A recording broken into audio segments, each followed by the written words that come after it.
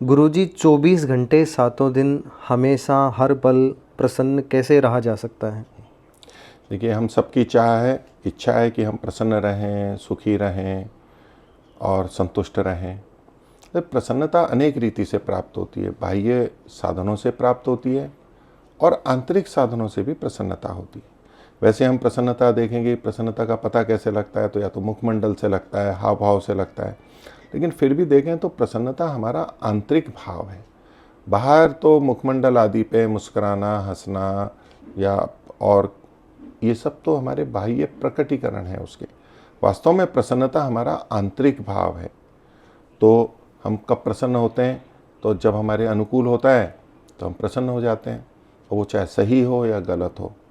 बाह्य विषय हमारे को चाहिए, भोग के साधन चाहिए, वो उपलब्ध होते हैं, भोगने का अवसर मिलता है तो हम प्रसन्न होते हैं।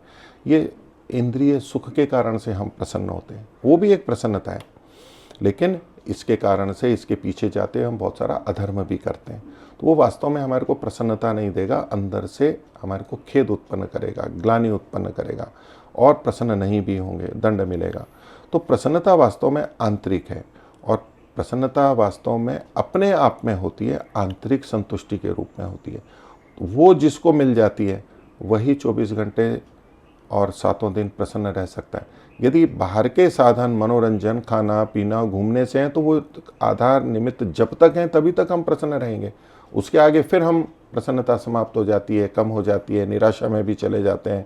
कोई छीन लेता है, हट जाता है, छूट जाता है तो हमें दुख हो जाता है। एक प्रसन्नता होती है आंतरिक, जो हमारी आंतरिक सदाशयता के कारण, परोपकार के कारण, शुद्धता के कारण से, निर्मलता के कारण से उत्पन्न होती है।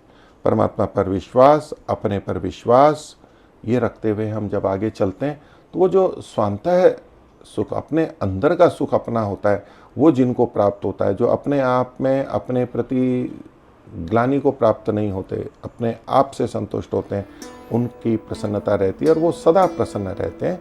ओम शांति।